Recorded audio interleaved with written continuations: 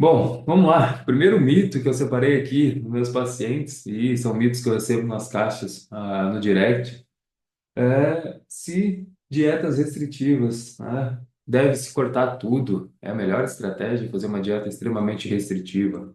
Sair do 8 ou 80.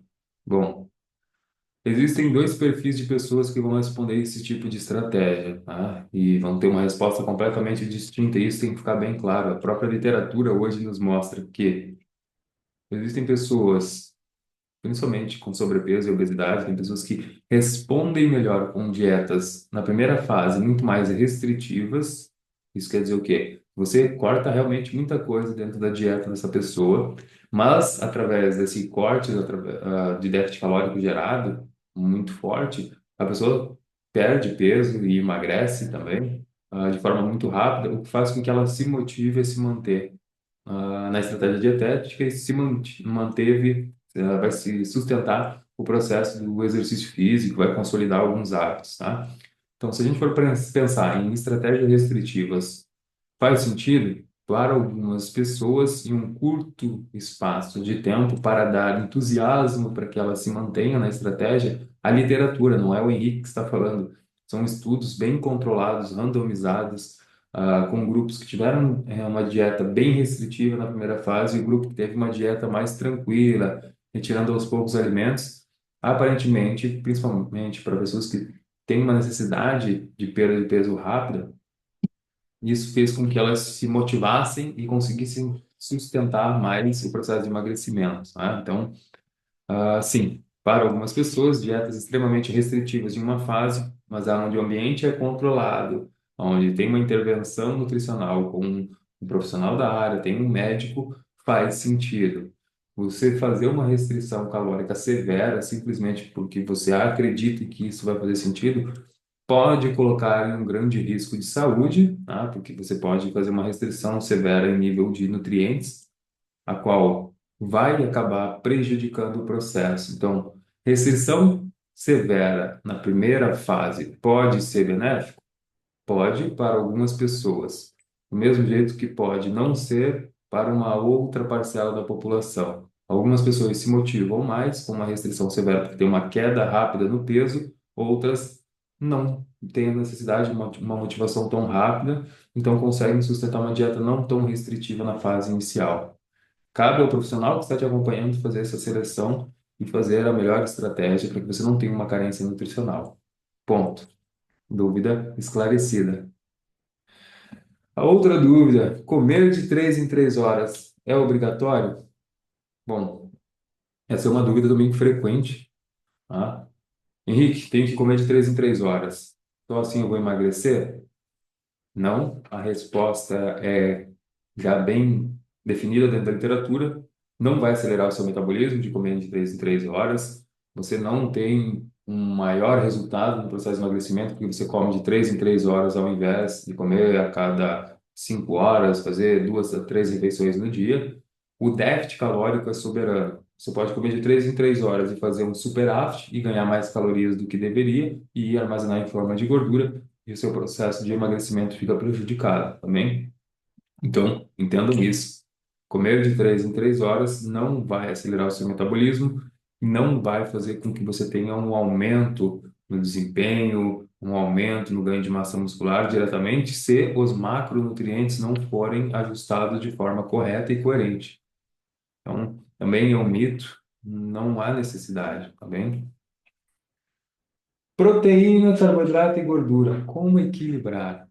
Bom, aqui entra uma questão que é importantíssima e mora o maior erro de 99% das pessoas.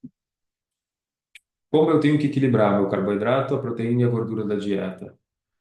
Se você for olhar na visão simplista que a grande maioria das pessoas fazem, 99,9% das pessoas vai simplesmente analisar a relação calórica do alimento e vai ditar como aquilo sendo soberano. Eu preciso usar 60% da minha dieta de carboidrato, eu preciso usar 30% de proteína, o restante ali eu uso em gorduras poliinsaturadadas, porque eu estou contabilizando as calorias. Isso é um erro, porque o potencial do alimento não se baseia somente em calorias. É uma visão muito reducionista e simplista. Os alimentos são compostos bioativos, fitoquímicos, eles têm fatores de transcrição genética, eles têm poderes de saciedade, eles têm a relação de conforto emocional. Então, você analisar a estratégia dietética e contabilizar os macronutrientes simplesmente baseado em calorias é problemático e vai te trazer uma discrepância muito grande na relação final dos seus objetivos, te levando até mesmo a uma carência nutricional, mesmo você tendo uma relação calórica positiva. Então, tem que ter atenção. Eu não vou contabilizar simplesmente calorias e dividir isso entre os macros. Isso vai trazer problemas e acontece na prática, é fato. Então, antes de saírem pensando em contar calorias, atenção, analise o contexto geral da estratégia dietética. Isso é mais importante de tudo. Deixa eu pegar uma água aqui.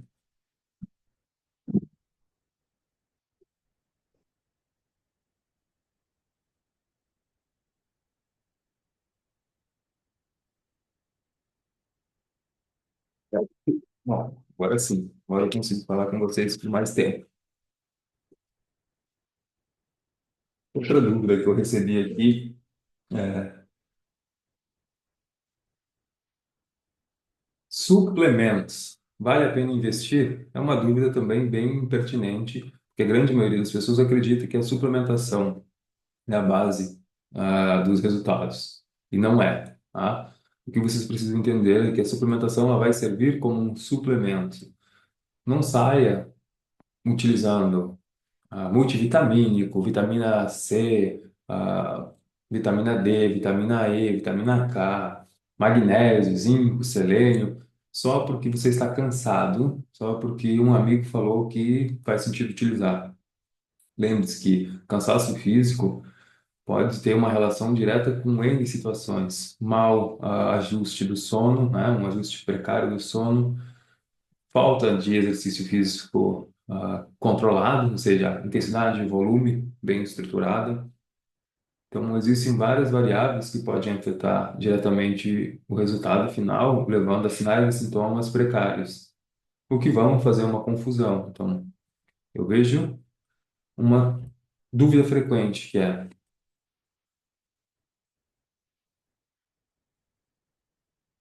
os pacientes chegam para mim: Henrique, estou cansado, tenho perdido minha disposição, meus treinos não rendem, minha libido está ruim. Acho que é uma carência nutricional de magnésio, que eu vi que carência de magnésio causa cansaço físico, mental, baixa na libido. Ou é de zinco, ou é de vitamina C, ou é de vitamina D, né? Comum. Gente, entendam que os sinais e sintomas de uma má alimentação, de um ajuste irregular do sono, de um volume de treinamento de forma errada, vão levar a sinais e sintomas que estão muito semelhantes a outras patologias, ou até mesmo são muito semelhantes a realmente a um estado de carência nutricional. Só porque você converge dos mesmos sinais e sintomas, não quer dizer que você esteja com uma carência nutricional propriamente dita. O que vai realmente dar essa resposta, se você fizer os exames, se neles está identificada uma carência nutricional. Caso contrário, na grande maioria das vezes, você consegue ajustar isso com um sono estabilizado, uma boa alimentação, exercício na dose correta, nível de estresse controlado. Quando você ajusta esse ambiente, você percebe que a suplementação não faria sentido algum. Você está perdendo tempo, investindo o seu dinheiro em uma situação que a base bem estruturada já resultaria em ótimos resultados. Tem que ficar isso bem claro para vocês, tá bem? Outra dúvida. Vamos lá. Deixa eu ver aqui. Hum, Dificuldade em manter a disciplina e a constância, né? Olha aqui, essa pergunta que foi feita é bem interessante. Como vencer a compulsão alimentar e o efeito sanfona? Como vencer a compulsão alimentar? Bom, primeira questão, se você tem compulsão alimentar, ou se você conhece alguém que sofre de compulsão alimentar, um acompanhamento psicológico é fundamental. Não dá para você ter um tratamento de forma efetiva, se não passar por um psicólogo, por um psicanalista, dependendo do grau e a magnitude do transtorno. Existem diferentes tipos de transtorno. Existem transtornos de bulimia, transtornos de anorexia, transtornos de compulsão alimentar não especificado. ah, Existem vários tipos de transtornos na literatura, a qual eles convergem em alguns sinais e sintomas, né? Quando a gente fala de compulsão alimentar, a bulimia provavelmente também é um dos fatores, é um dos transtornos que a gente mais vê na literatura e mais vê na prática como trazendo um problema, como sendo realmente uma problemática na grande maioria das vezes, onde a pessoa não consegue ter um autocontrole e principalmente a relação dela com o alimento é muito emocional. Ela acaba fazendo com que está feliz, ela consome mais alimento. Está triste, ela consome mais alimento. Ah, Está na ociosidade, né? Está muito tempo parado sem fazer alguma coisa, ela tem a tendência a buscar mais alimento. Então, essa relação da compulsão alimentar, ela tem uma relação muito emocional. Pode ser relacionada a gatilhos de traumas, a traumas de infância, violência, abuso sexual, traumas relacionados ao ambiente, aquela pessoa foi traumatizada na escola, sofria bullying, ou a própria comunidade, a própria população, o próprio ambiente que ela está inserida, ah, gerava algum tipo de trauma para ela, acabava fazendo com que essa pessoa tivesse um bullying, ela fosse colocada de canto fora de um ambiente. Então, lembre-se que a grande, quase que unânime parcela da população tem a necessidade de estar dentro de um grupo. Então, quando uma pessoa é retirada dentro de um grupo ou ela não se encaixa dentro de algum grupo, seja por questão estética, racial, sexual, seja por classe social, isso causa um trauma. E algumas pessoas, para sanar e ter um pouco mais de conforto nessa relação do trauma, elas vão buscar o alimento, porque o alimento em si é confortante, né? Pensa comigo. Qual foi a primeira vez que você sentiu prazer na vida, né? Que você se sentiu bem? Provavelmente foi o momento em que alguém te deu leite materno, né? E isso foi se arremetendo a cada situação em que você vivia, em que chorava, te davam mais comida. Você era criança, caiu, ralou o joelho, começava a chorar, alguém te trazia um alimento para confortar, te levava para tomar um sorvete, te dava um pirulito, um piclete, né? Um bolo, fez aniversário, tem um bolo te esperando.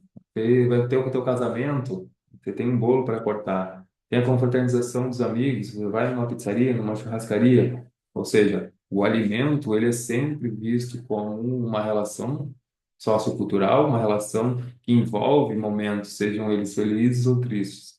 Por isso que algumas pessoas que têm um transtorno de compulsão alimentar também acabam trazendo o alimento como uma forma de conforto, porque o ambiente em si favorece você aprender a tirar satisfação, prazer e bem-estar através da alimentação. A própria liberação de dopamina acaba sendo maior, na antecipação pela própria alimentação do que realmente quando você consome o alimento. E isso faz com que algumas pessoas busquem realmente querer mais e mais e constantemente buscar outros alimentos para que ela tenha essa exposição a neurotransmissores que estão ligados ao prazer e bem-estar, tá? Então, como tratar realmente uma compulsão alimentar?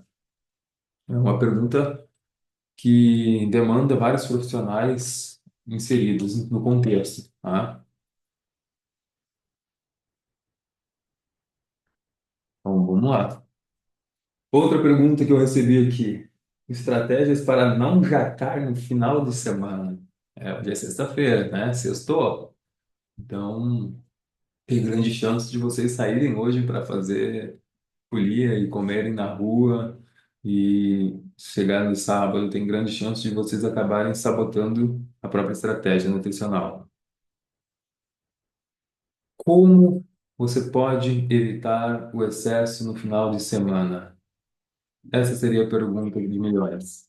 Primeiramente, não saia com fome. tá? Esse é um erro comum, sair para a rua sem ter se alimentado. Se vai ter uma confraternização, na grande maioria das vezes você já sabe onde é, vai poder dar uma analisada na ementa e fazer opções mais limpas, vamos dizer assim, evitar alimentos com uma alta quantidade de gordura e carboidrato em excesso, usar mais fontes proteicas, carnes mais magras, peixes, frango grelhado, usar mais legumes, folhas, ah, cereais, nós, feijão, lentilha, que tem um poder saciogênico maior, evitar o consumo de álcool também, porque isso vai adicionar muito mais calorias vazias à sua estratégia alimentar. Então, quer minimizar os estragos no final de semana?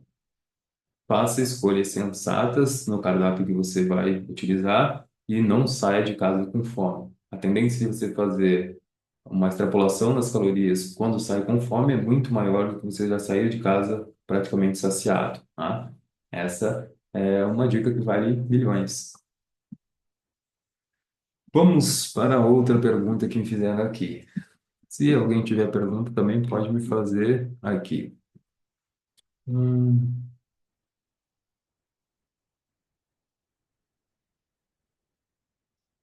boa. Essa pergunta aqui também é interessante. Planejamento de refeições, como organizar sua semana sem estresse.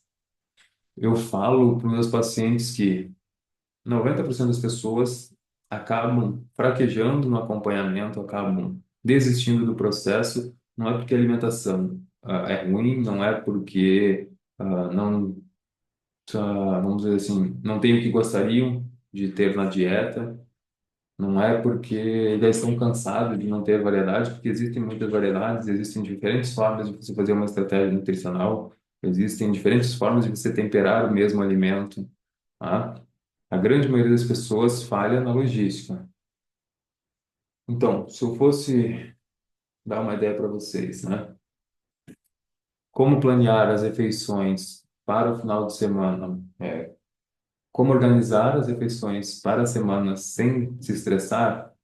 Provavelmente tire um tempo no final de semana para fazer as refeições, organizar as marmitas, como a gente fala. Tire ali uma hora. Em uma hora você faz facilmente as marmitas para a semana toda, tá? Bota a cozinhar arroz, bota a fazer os legumes ao mesmo tempo, já bota para temperar o frango, o peixe, seja o que for, e já divide na mesa, tire uma hora para que isso aconteça. Se você não se organizar, dificilmente você vai conseguir sustentar o processo de emagrecimento, dificilmente você vai ter resultado. A organização ainda é a base do sucesso, tá?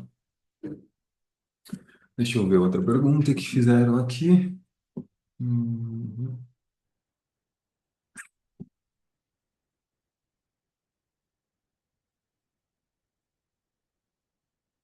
Bom, essa pergunta aqui, ela é pesada. Vamos lá. Deixa eu ver.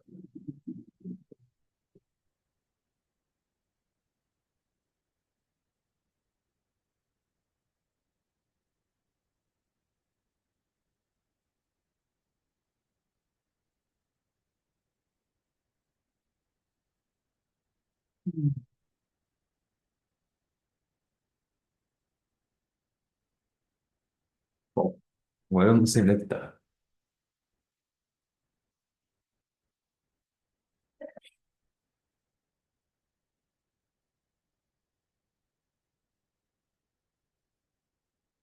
Pergunta bem filosófica mesmo. Motivação para treinar e se alimentar bem mesmo com a rotina corrida. Bom, a pergunta que eu faço é: quanto tempo você quer viver e como você se imagina nos próximos anos? Se tudo isso que você refletir baseado em cima dessas perguntas não te fazerem ter a vontade suficiente de fazer exercício físico e se alimentar, então provavelmente nada mais vai fazer, tá? Você tem que ter essa ideia. O que tem que ser, o que te motiva, o que tem que acontecer, né?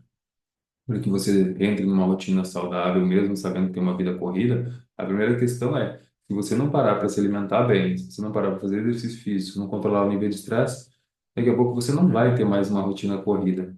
Você não vai conseguir fazer mais nada. Ponto. Então, se você não se organizar e não parar e não se cuidar, dificilmente você vai conseguir sustentar essa rotina por muito tempo. E a tendência é que você quebre no meio do caminho. E aí você vai ter que retroceder e tentar corrigir, que às vezes algo que já não é mais corrigível e que não foi feito em tempo hábil, agora acaba tendo que ser feito em um tempo recorde, o qual muitas das vezes não é sustentado e não é remediável mais, tá bem? Então, tenha atenção com isso. Se você não tem disposição para treinar, se você não tem disposição para se alimentar bem e usa a desculpa de que o tempo é corrido como justificativa constante, a tendência é que você vai pagar a conta. Ah, fecha a porta. A tendência é que você vai pagar a conta sem mesmo perceber. Tá?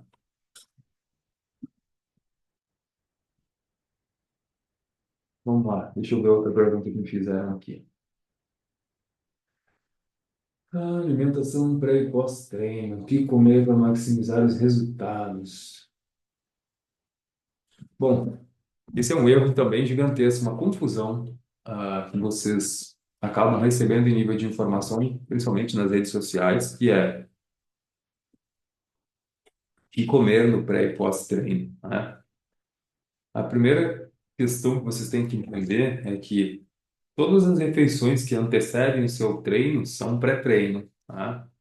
Existe uma grande confusão entre refeição pré-treino e pré-treino, que é estimulante do sistema nervoso central, tá? São duas coisas completamente diferentes. Vocês precisam entender que uma refeição pré-treino é uma coisa, uma suplementação pré-treino é outra. Quando você faz uma refeição pré-treino, ela pode ser uma refeição com horas de antecedência do treino, que tem o objetivo de restaurar a glicogênio muscular hepático, ou seja, o carboidrato que você está consumindo vai recuperar os estoques, a qual eles vão ser utilizados lá na frente como substrato energético, ou você pode ter refeições mais leves e curtas próximo ao intervalo do treino, próximo ao treino. Um exemplo, maltodextrina, dextrose, que são polímeros de glicose, são glicoses em sua, na verdade são glicoses em suas cadeias mais simples, então tem uma rápida absorção, uma alta biodisponibilidade. Então esses tipos de alimentos que são utilizados, né, suplementos, têm a tendência a recuperar rapidamente os estoques de glicose no sangue, o que vão servir como substrato energético numa janela de tempo mais curta. Então, isso é interessante. E tem as refeições intra-treino também, tá? Mas como a pergunta aqui é só sobre pré-treino e pós-treino, vamos entender isso. Dentro dos estimulantes pré-treino, né, que a gente tem na literatura, são essas questões em qual eles têm uma característica de estimular o sistema nervoso central. Isso quer dizer o quê?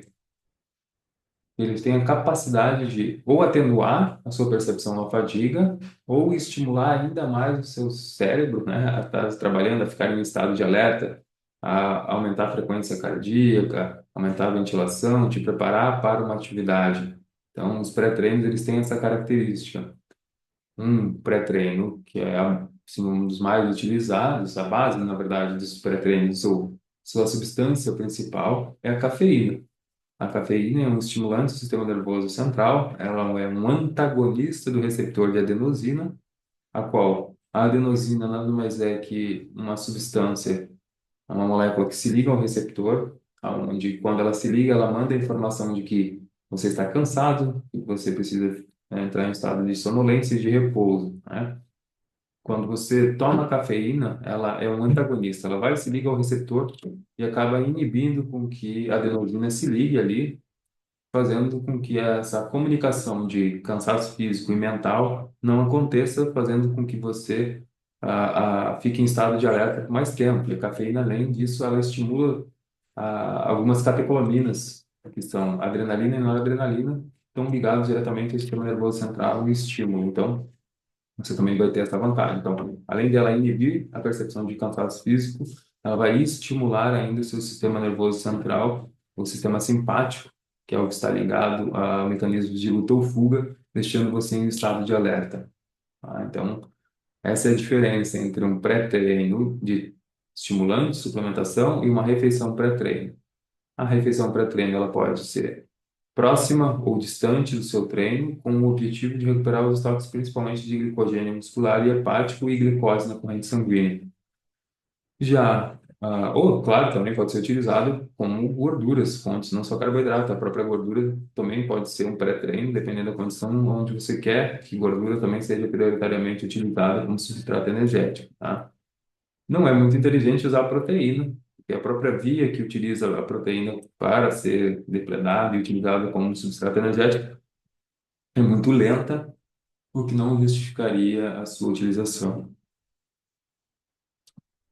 Pergunta respondida, vamos para a próxima. Hum, é necessário tomar whey, alternativas naturais para as proteínas? Bom, alternativas naturais para as proteínas. O que se refere a natural, provavelmente você está querendo dizer que sejam fontes de proteína animal ou vegetal, né? Que não sejam colhidas diretamente da natureza, sem ter passado por mecanismos de processamento. Acredito que essa seja a sua pergunta. Então, se você precisa necessariamente tomar whey, não, você não precisa tomar whey protein. Se a sua dieta estiver com uma quantidade proteica alinhada com a sua necessidade e a sua composição corporal, ou seja, se você tem é alguém que faz atividade física, exercício físico, na verdade, né, faz exercício físico com uma quantidade, uma intensidade e um volume alto, mas as suas refeições durante o dia estão bem estruturadas, você consome ali 4, 5 refeições no dia, entre cada refeição existe um volume proteico ajustado, que está numa relação entre 1,6 a 2,4 gramas de proteína por quilo de massa corporal.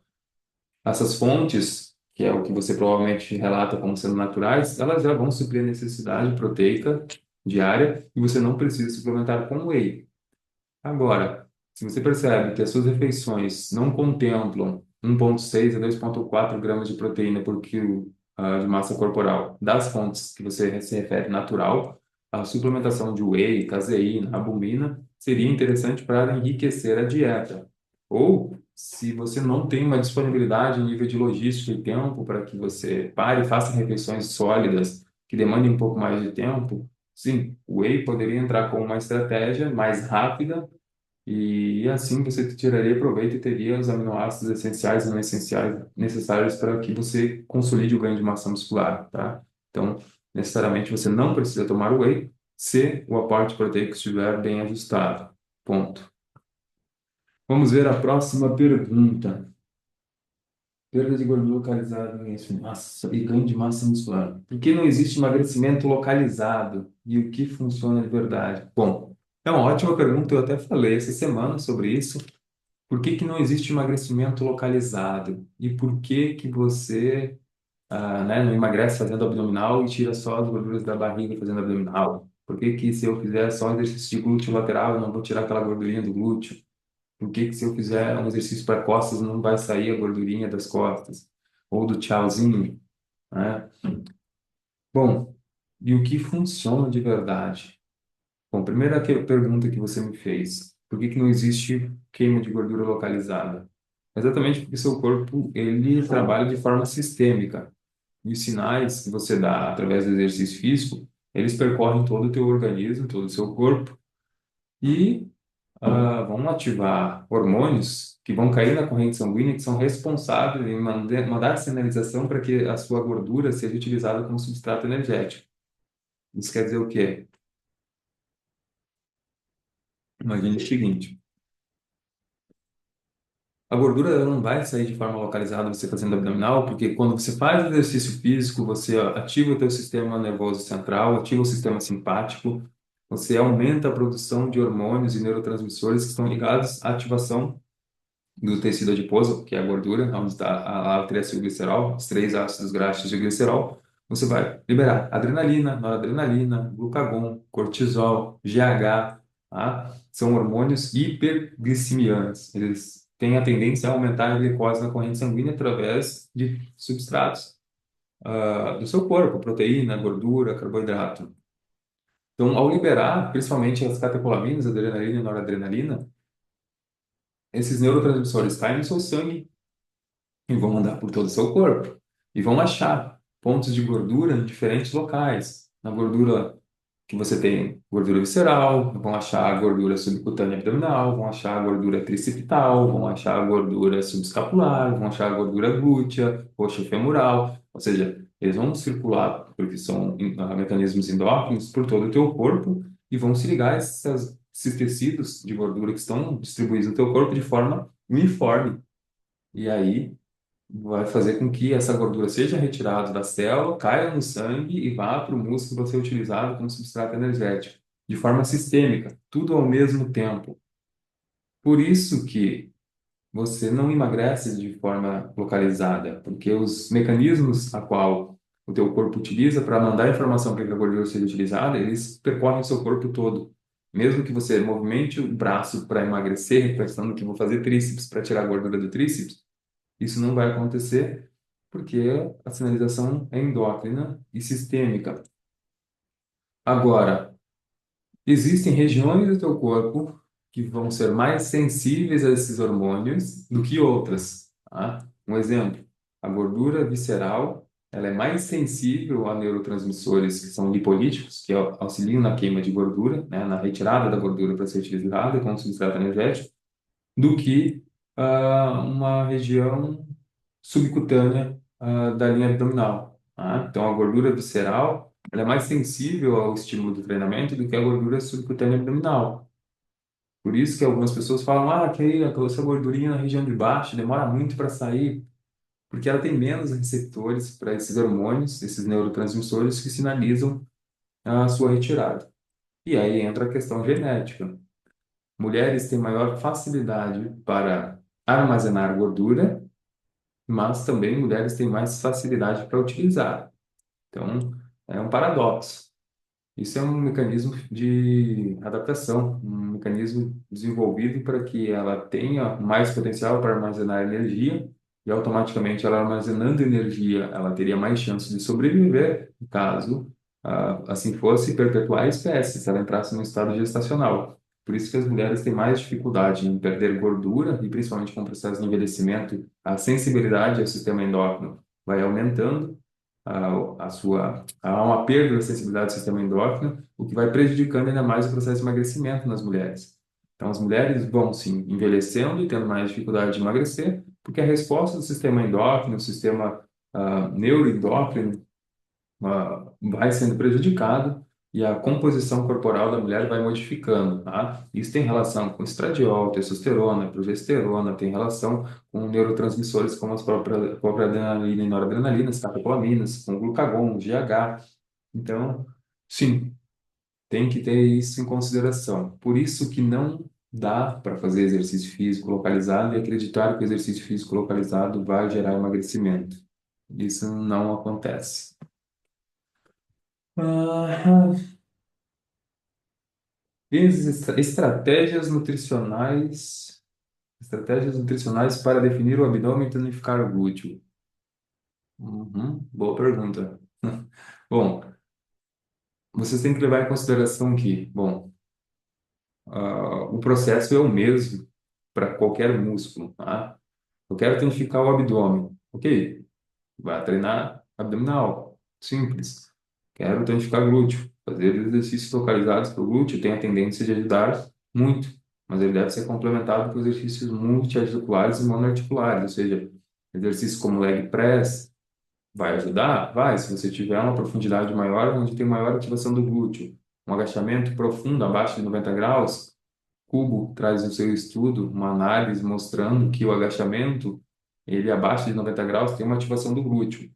Indo até 90 graus, você não tem uma ativação tão efetiva do glúteo, então ele não se mostra ser o exercício mais completo. Então aí você fazer um conjunto de agachamento com uma cadeira abdutora na horizontal, teria uma ativação do glúteo e pegaria feixes do glúteo, a qual você não conseguiria simplesmente com um exercício único de agachamento. Mesmo princípio do abdômen, né? Vocês têm que saber que existe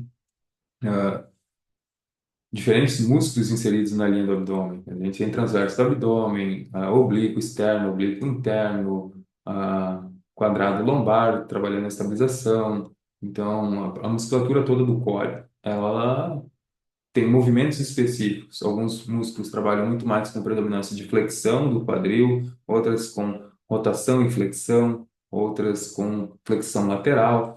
Então, você manipular as angulações vai fazer com que você gere mecanismos de hipertrofia na linha do abdômen e vai, claro que se você fizer uma dieta e fizer uma restrição calórica e utilizar gordura e emagrecer, a musculatura do glúteo, a musculatura do abdômen vai ficar aparente.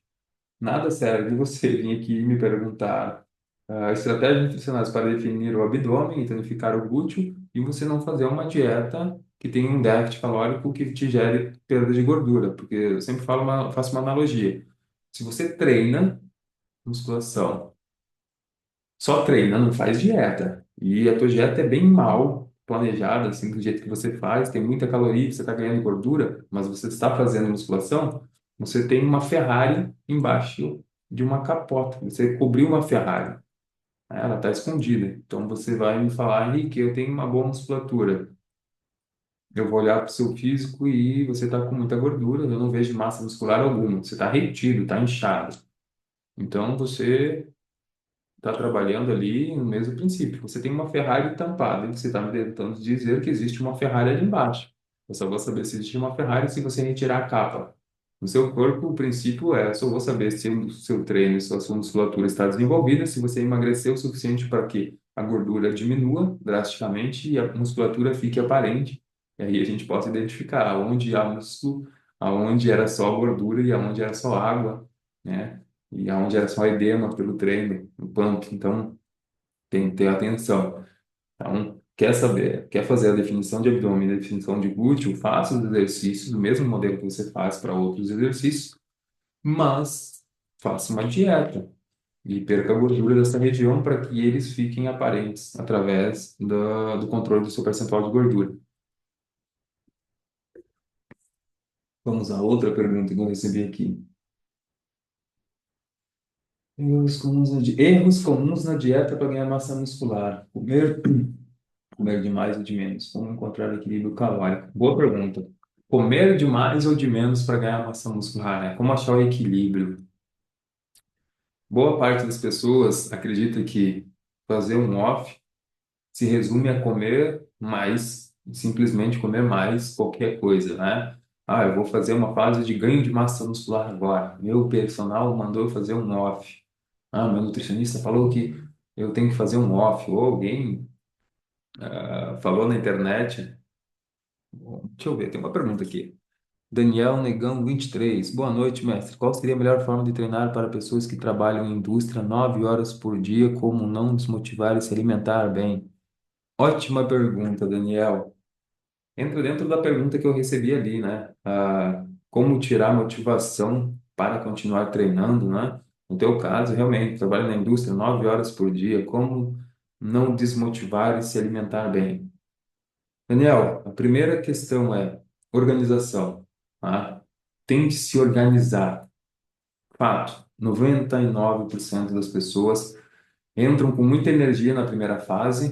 Vou começar a treinar, vou fazer dieta. Se organizam, corre na loja de suplemento, compra tudo bonitinho, deixa os potinhos organizados, já arrumou o uniforme de treino na bolsa, deixou do lado da porta, ou então já deixou no carro, já preparou as refeições na primeira semana, ali nos primeiros dias.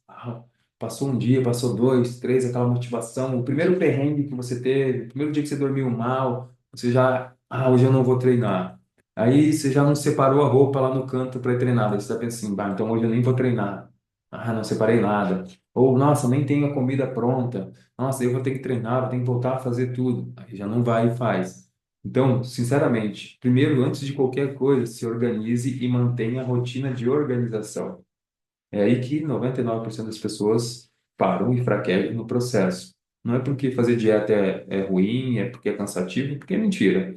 Meus pacientes fazem hoje alimentações espetaculares, que eles mesmos falam que nunca comeram tão bem na vida, tá? Então, não é por questão de palatabilidade ou falta de opção.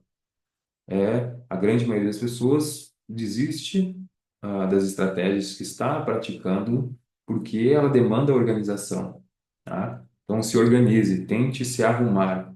A boa parte das pessoas realmente desiste do acompanhamento, falha no acompanhamento porque não se organiza.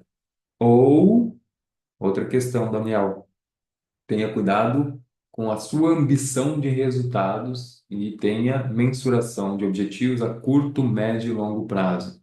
As pessoas que não têm métricas a serem alcançadas, batidas, ou pior, que fazem ah, objetivos muito distantes da realidade que se encontram. Imagine, o Daniel chega e fala para mim, Henrique, eu quero ser atleta, quero competir.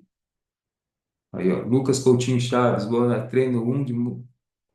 boa, treino um músculo por dia. Já vou te responder, Lucas. Boa pergunta essa. Daniel, então assim, você cuidar com os seus objetivos, tá? A curto, médio e longo prazo. Às vezes acaba tendo uma opção de você fazer, ah, acaba fazendo que você acaba fazendo objetivos que não são mensuráveis, ou pior, que não são alcançáveis a curto prazo. E você olhou assim e falou, nossa, eu quero ter o shape do Sebum. Eu quero ser o Ramondino. Mas quanto tempo? Em 3 meses. Não dá. Aí a pessoa fica frustrada. Então, ter parâmetros de realidade, tá? Ver aonde você pode chegar com a condição que você tem. Uma pessoa que trabalha 9 horas por dia na indústria tem grande chance de se desmotivar se colocar metas que não são alcançáveis a curto, médio e longo prazo. Então, pegue um profissional, pegue algum conhecido e mande ele analisar seu físico e tire fotos, principalmente, analise como você se encontra e veja de um ponto de referência onde você gostaria de chegar, né, um ponto que seja praticável, e veja o quão distante você está. E aí você consegue olhar assim, cara, eu preciso de um ano para chegar assim, então eu tenho que me dedicar um ano. Não adianta você olhar um físico que leva um ano, dois e querer ir em 3 meses. Você vai dar os 3 meses, você vai analisar o seu desprende energético, sua dedicação, e ela não vai corresponder com o físico que você está olhando. E aí você vai desanimar, tá? Então, tenha essa relação lógica, tá? Então, a dica fundamental: se organize e tenha planos de mensuração dos seus objetivos, que eles sejam praticáveis e realizáveis e principalmente alcançáveis, tá? Isso vai te ajudar muito. E o resto, cara, vai acontecendo. Então, respondendo o Lucas, seria uma boa para um natural treinar um músculo por dia? É? Tá, Lucas? Obrigado, Daniel. Qualquer dúvida é só mandar aí, tá bem? Sucesso e bons treinos, cara. Lucas, treinar uma vez por dia um músculo para o natural tem problema? Não. Do mesmo jeito que pode não ser bom para alguém que está hormonizado, tá? A questão realmente é treinar um músculo por dia e você consegue sustentar todos os treinos que foram pré-definidos, vai fazer a grande diferença. Então, eu treino peito num dia, costas no outro, perna posterior num dia, aí joga ombro separado no outro, aí joga perna anterior no outro e termina com, tô voltando o que aqui? Ah, bíceps e tríceps, ok? 6 dias na semana, e daí descansa no domingo, né? Praticamente só bíceps e tríceps você faz conjugados. O resto é tudo um músculo por dia. Se você não falhar, fazer sempre os 6 dias da semana, impecável, com uma intensidade e volume alta, e você ter o aporte nutricional adequado, e você ter tempo suficiente para se recuperar, você provavelmente vai ter um bom resultado mesmo sendo natural, tá? As pessoas acabam confundindo o teto que você consegue alcançar dentro de cada etapa com um, um platô fisiológico limitado pela estratégia que você está fazendo, tá? Existe uma diferença. Por isso que as estratégias têm que ser modificadas, têm que ser revisitadas, tem que ser feita uma releitura do seu físico, né? A cada 6, 8 semanas, analisar o treino e ver, vamos trocar? Vamos. Vamos trocar tudo? Não. Deixe alguns exercícios como base de referência para você manter progressão, para você ter métricas. Não troque tudo, né? Mas antes de sair trocando, analise. Ok, será que eu tirei proveito realmente desses treinos que eu fiz em 8 semanas? Será que eu fiz o que foi programado? Eu fui às 6 vezes na semana, fiz todos os grupos musculares que eram necessários serem feitos? Ou teve semana que eu fiz 3 treinos, teve final de semana eu fiz 4, daí uma semana eu fiz 6, daí outra eu fiz 6, depois eu fiz 5 de novo, e assim foi tendo falhas, você vai ter um problema, tá? Um grande problema de se treinar uma vez por semana um único músculo é que se você estiver constantemente falhando nos treinos, isso vai impactar gigantescamente. E qual que é o grande problema, que é o erro comum das pessoas? Elas treinam o que gostam, não o que precisam, tá? Repito, a grande maioria das pessoas treina o que gosta, não o que precisa. E aí, quando você tiver que escolher entre treinar um músculo por dia e você só tem mais um dia na semana, mas falta 2 treinos, você provavelmente vai escolher treinar o que você gosta, não o que você precisa. E aí você vai ter um problema estético. Você já tem, por tendência, um maior volume do que você gosta de treinar, automaticamente esse músculo acaba sendo mais hipertrofiado, ele vai ter maior desenvolvimento, e os músculos que realmente precisavam tomar uma surra para desenvolver estão sempre ficando em segundo plano, o que vai afetar muito a estética, o que futuramente pode levar a uma alteração em nível de movimento, em nível de estrutura, né? Os trilhos anatômicos seus podem ser afetados, o que pode levar a uma lesão, porque você tem uma uma alteração na sua postura, uma alteração na sua estrutura, porque, lembra, nossa estrutura óssea funciona como alavancas baseadas nos músculos. Se você tem músculos mais fortes numa região, porque você dá mais estímulo, e outros músculos ficam mais fracos, a tendência é que você puxe mais aquela região, trabalhe mais com tensão naquela região, hipertrofie mais. Então, é comum, você vê aquelas pessoas que têm a postura mais fechada assim. Por quê? Na grande maioria das vezes, trabalha muito peitoral, pouco alongamento, e o peitoral está mais forte, então faz um movimento de retração da parte anterior. E aí, imagine que você já tem, por natureza, uma postura um pouco mais fechada. E aí, no dia que você tinha que escolher entre treinar costas e peito, você gosta de treinar peito, escolheu o peito. Você vai dar mais estímulo hipertrófico para essa região, e a posterior, que deveria ser estimulada para abrir a tua postura e melhorada, fica em segundo plano e a tua postura vai acabar sendo sempre prejudicada e você vai ter um reflexo estético negativo nessa questão, tá? Então, vamos lá. Ele colocou aqui um dia peito, 2 costas, 3 bíceps, tríceps, quarta, segunda costas, terça bíceps e tríceps, quarta ombro e quinta pernas. É, exato, entra nesse princípio praticamente ali, tá? Um peito, 2 segunda costas, terça bíceps e tríceps, quarta ombro e quinta perna. Exato. Se você se programar e conseguir fazer sempre esse volume e utilizar, então, os 2 dias de descanso, sábado e domingo, seja qual for, e não falhar, tá ok.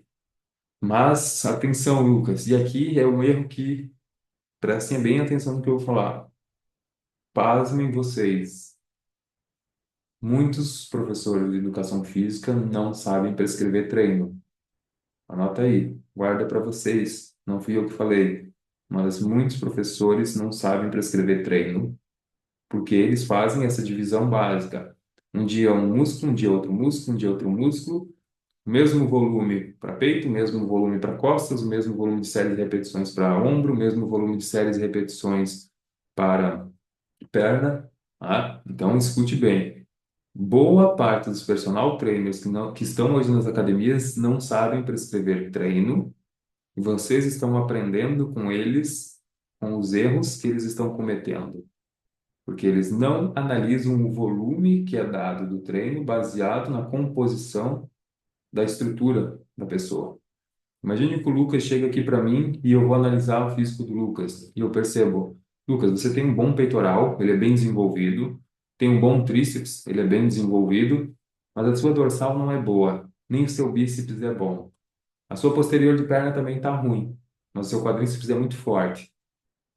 O que normalmente os personal trainers fazem na academia? Prescrevem para cada um desses músculos que eu falei o mesmo volume de série, repetições e tempo de descanso. Então você vai ter 5 exercícios para peito, 5 exercícios para costas, 5 para tríceps, bíceps, perna, posterior e anterior. Sendo que eu observei que o Lucas tinha falhas em nível de volume de determinados músculos. O mais sensato, então, seria eu aumentar o volume desses grupos musculares que estão em atraso no seu desenvolvimento, para que eles consigam, com o tempo, desenvolver maior volume e aí tenha um equilíbrio em nível estético e funcional, a qual o Lucas vai gostar do físico dele. Se ele continuar treinando com um volume equiparado entre os segmentos, mesmo os segmentos que estão em menor desenvolvimento, o desenvolvimento vai ser meio que proporcional. Então, aqueles vão estar sempre atrasados. Então, mais vale o Lucas, às vezes, pegar e perceber assim, Henrique, realmente, cara, meu bíceps, meu tríceps é muito bom. E eles vêm por estímulo natural do treino de costas e peito serem estimulados. Então, mas a minha dorsal é ruim. Então, tira o treino de bíceps e tríceps por uma fase de periodização, ou seja, tira aí por 8, 12, 20 semanas, não faz bíceps e tríceps. E você vai fazer mais treino de dorsal. Vai dar uma janela durante as semanas para que tenha um tempo de descanso maior. Então, você treina costas segunda e treina costas na quinta. E vai fazer isso por 16, 20 semanas. E aí você vai ver que aquele músculo que era defasado vai desenvolver e você aí sim está fazendo um treino realmente personalizado, um treino prescrito e pensado no desenvolvimento funcional, porque você vai ter equilíbrio na estrutura óssea musculoesquelética e você vai ter uma melhor estética, tá? Então, Lucas, antes de você sair só pensando em fazer um músculo por dia, tire uma foto frente, costa, lado esquerdo e lado direito. Analise seus pontos fortes, analise os pontos fracos e aí ajuste o volume semanal desses músculos baseado no que realmente está atrasado e qual deles precisa de maior volume por uma janela de tempo. Para isso que existe a periodização. Então, não é que você não vai treinar aqueles músculos que estão fortes e estão bem desenvolvidos por resto da vida. Não. Você às vezes vai diminuir o volume, então esses vai só receber um toquinho ali. Você vai dar 3 séries para peito, que tá bom, mas o maior volume da semana vai ficar para músculos da dorsal, que estão atrasados, tá? Então, faça isso. Isso é mais inteligente. Isso é fazer prescrição de treino do que você simplesmente copiar um modelo de treinar um músculo por dia, porque é o que todo mundo faz e está na internet, tá? Isso é o maior erro, é a maior mentira e muitos personagens fazem isso ainda e acreditam que isso está correto e não está, tá? Bom, vamos ver outras perguntas que me deixaram aqui. E se quiserem fazerem perguntas, aproveitem, podem mandar. Ah, ok. Qualidade dos alimentos versus quantidade. Oh, boa pergunta essa aqui que eu recebi. Qualidade dos alimentos versus quantidade. O que priorizar, não é? O que que eu tenho que priorizar? A qualidade ou a quantidade? Depende. Não é que depende, mas se a gente for analisar a estratégia dietética pensando em emagrecimento, você tem que ter maior volume e uma qualidade, tá? Se você for pensar em ganho de massa muscular, você também tem que ter maior volume e maior qualidade. A relação que modifica entre você escolher a estratégia que você vai utilizar no ganho de peso, de massa muscular ou no processo de emagrecimento é que no emagrecimento eu preciso ter maior volume de alimentos, mas de nada, Lucas. Se precisar, só deixar a mensagem aí, tá? A relação que vocês têm que ter em consideração é: eu preciso ter maior volume de alimento pensando num processo de emagrecimento, mas eu tenho que ter menos caloria. Ponto. Isso é a base da minha prescrição hoje para meus pacientes. É fazer eles comerem mais para emagrecerem, para estarem em um estado de saciedade maior e assim conseguirem sustentar o déficit calórico, priorizando que nesse volume de alimento alto e uma baixa densidade calórica, o estado nutricional seja gigantesco, tá?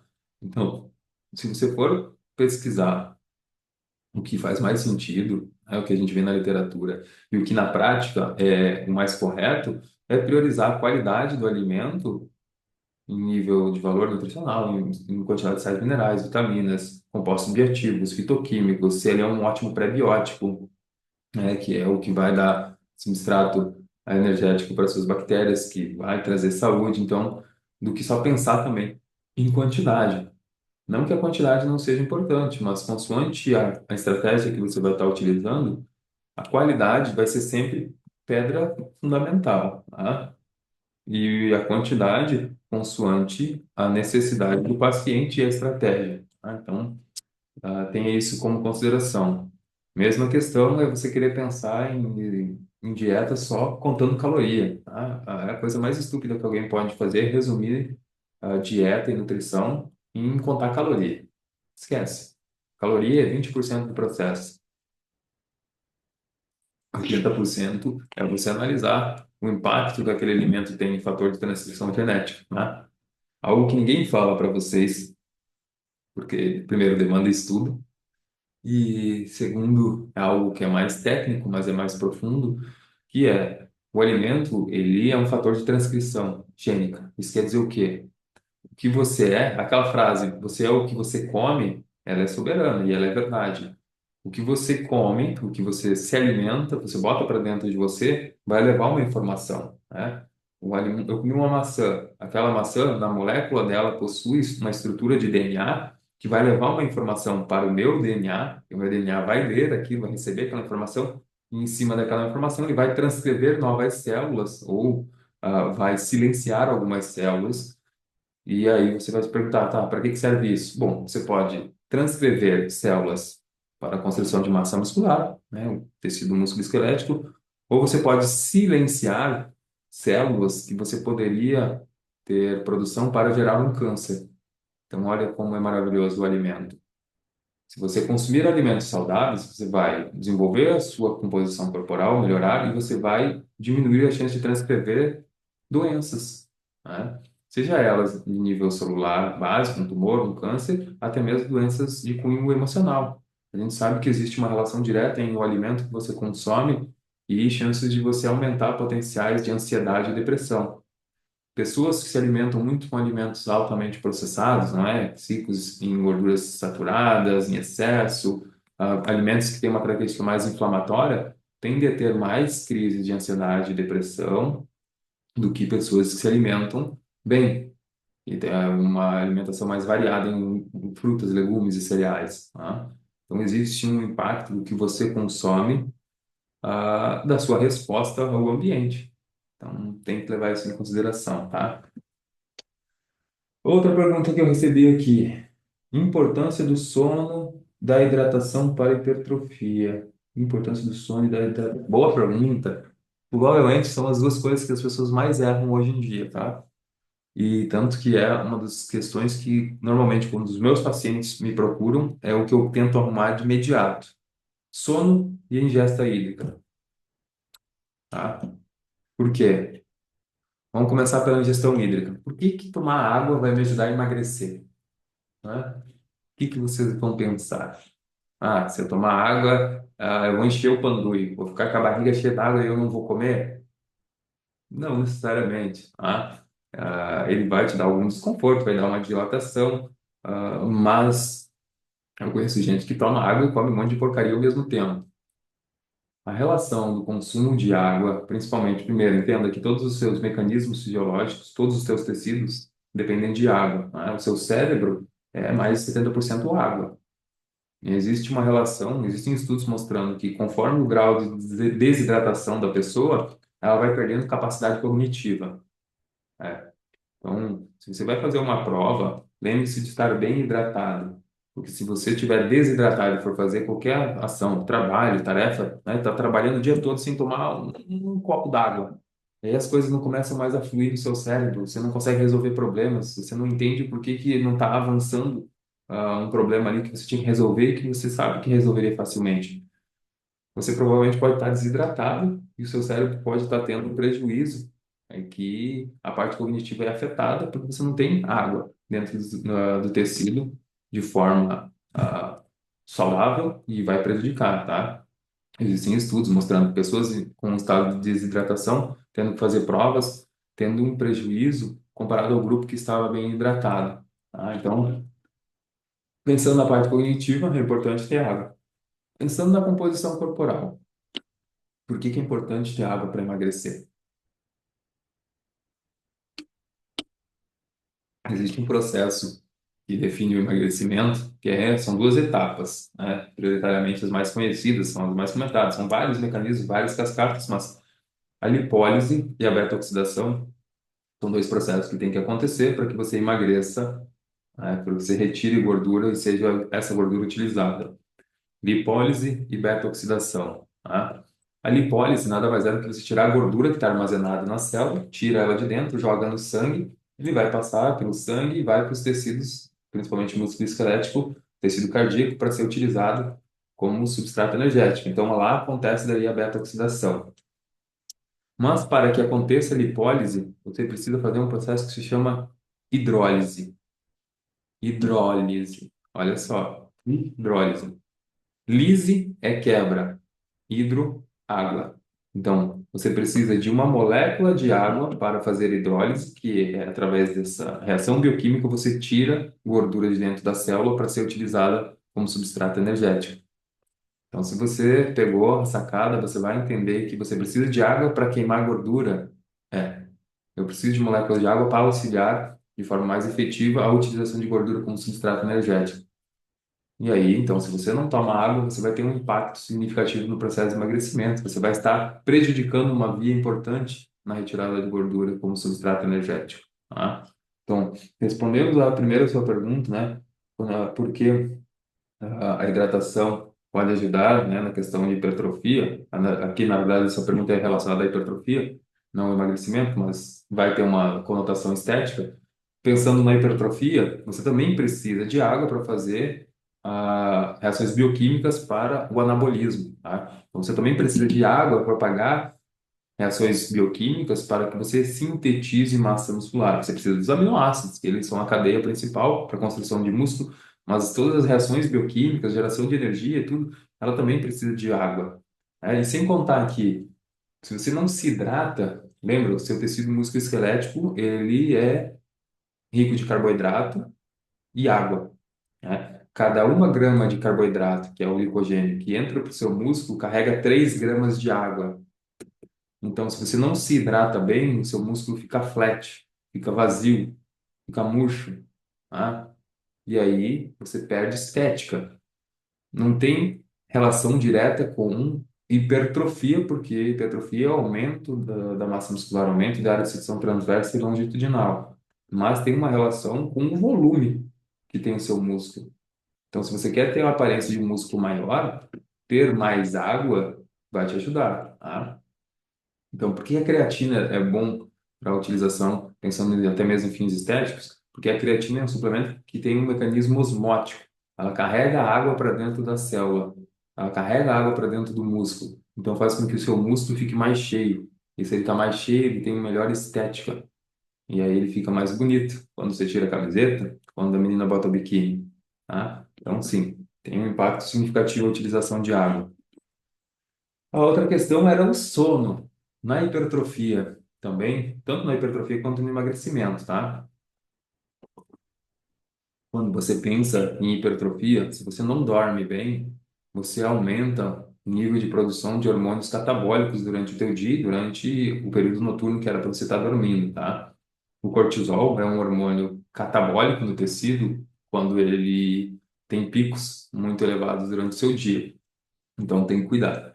Se você tem exposição constante a nível de estresse, e o estresse pode ser a ausência de sono ou privação do sono, você aumenta esse hormônio catabólico, que ele vai degradar tecido para gerar energia. E o tecido que ele pode degradar é o tecido musculoesquelético também, é o seu músculo, tá? Então isso tem um impacto na questão estética, tem que cuidar com isso. Ah, sem contar que durante o sono é uma fase mais anabólica, nível endócrino também. Você produz mais GH, que é o hormônio do crescimento durante a noite, principalmente no sono REM. E o GH, ele estimula outro hormônio, que é o IGF-1, que é o hormônio do crescimento semelhante à insulina do tipo 1, que tem um outro hormônio dentro da classe do IGF-1, que é o mecanismo de crescimento mecanismo de crescimento mecânico, que é uma subclasse do IGF-1 que está ligado diretamente a fatores de transcrição. Então, olha que doideira. Se você não dorme bem, você não libera GH, que o GH não libera IGF-1, que o IGF-1 não libera o mecanismo de crescimento mecânico, que é outro hormônio relacionado ao crescimento e ganho de massa muscular. Então, você não dormir, você acaba gerando uma privação de toda uma cascata anabólica. Então, respondendo a sua pergunta, já só pensando no GH, sem contar a testosterona, que vai ser prejudicada, sem contar que você prejudica a sua sensibilidade à insulina, e ter uma boa sensibilidade à insulina faz com que você treine mais. Se você treina mais, você dá mais estímulo para o seu músculo crescer. E se você tem uma boa sensibilidade à insulina, você joga mais glicose para dentro da célula, que faz com que você tenha mais substrato energético, tenha energia para pagar a taxa metabólica do ganho de massa muscular. Você precisa ter energia para pagar a hipertrofia, a síntese, né, a construção. Se você não coloca glicose, você não tem glicose para pagar essa taxa, o mecanismo anabólico é prejudicado. Sem anabolismo, você não ganha massa muscular. Então, respondendo a sua pergunta, sim, sono e água são fundamentais para a hipertrofia, tá bem? Vamos a outra pergunta aqui. Essa bateria até que tá durando bastante hoje. Vamos dar cancelar.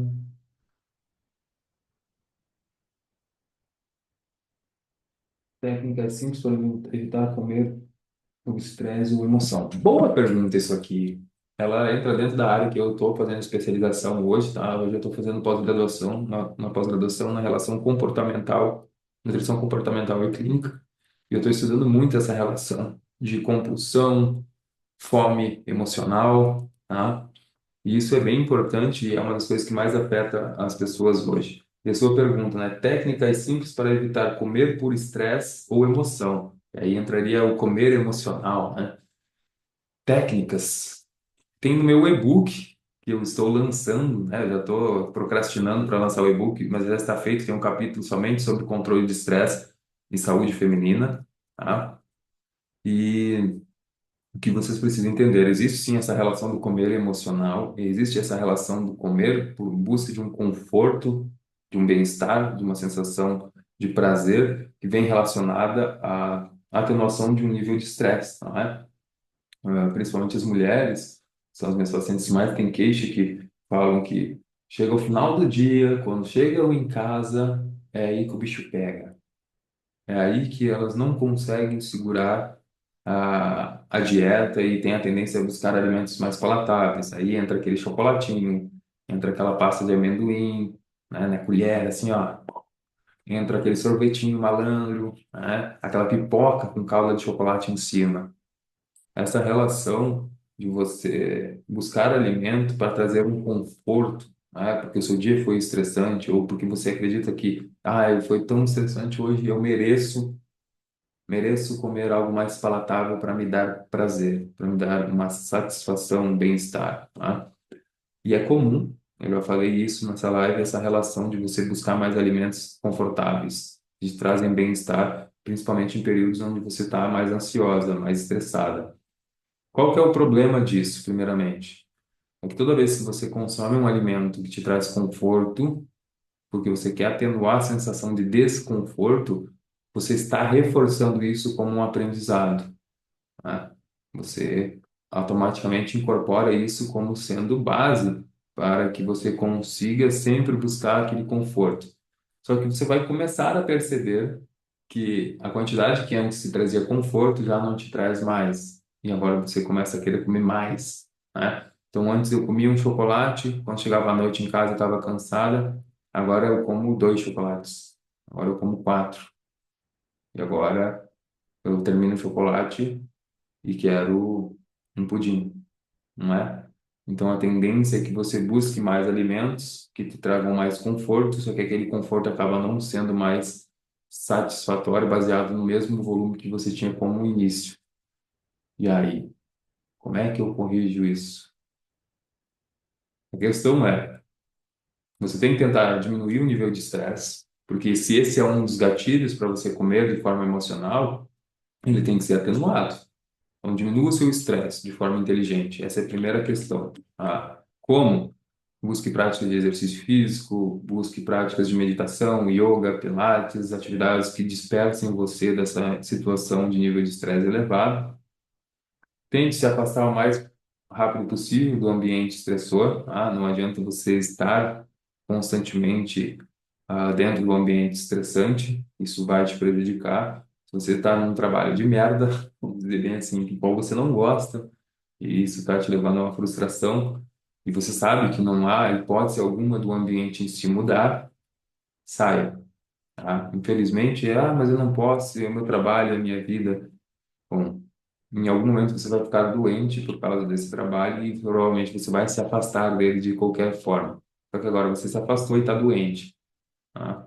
Então, tem um relacionamento tóxico, tem, sei lá, qualquer coisa que seja o gatilho, fuja dessa situação e tente contornar com outros hábitos que sejam mais saudáveis e diminuam o seu nível de estresse, tá bem? Bom, última pergunta. E essa é muito boa, tá? Conexão entre saúde mental e resultados físicos. Existe? Não só existe, como existe uma ligação muito forte entre a sua parte cognitiva e comportamental e a sua parte física, estrutural e estética. Se você não está bem psicologicamente, dificilmente você vai treinar, né? Se você não treinar, dificilmente você vai estar bem psicologicamente. É um processo que se retroalimenta. Um dos motivos principais é a produção de uma proteína, que é o BDNF, fator neurotrófico derivado do cérebro, tá? E ela é produzida quando você contrai seu músculo, faz exercício físico. E ela tem um mecanismo, né, de ativação e atuação muito importante na sua neurogênese, na sua saúde neurológica. Então, pessoas que produzem menos BDNF, têm menos resposta ao BDNF, tendem a ter mais problemas neurodegenerativos que vão levar a problemas de ansiedade, depressão, até mesmo quadros como Parkinson e Alzheimer. Então, sim, fazer exercício físico existe uma relação direta com a sua saúde e seu bem-estar. Isso vai refletir diretamente no seu comportamento, na sua longevidade, na sua parte cognitiva, na sua parte emocional, moral, tá? Então, pense nisso. Sim, treinar, fazer exercício físico, fazer atividade física tem uma relação com seu comportamento moral, emocional, e seu comportamento emocional e moral vai influenciar nas suas escolhas para atividade física e exercício físico, tá bem? Bom, era isso a live de hoje. Vou finalizar e dúvidas podem deixar no inbox, vamos conversando.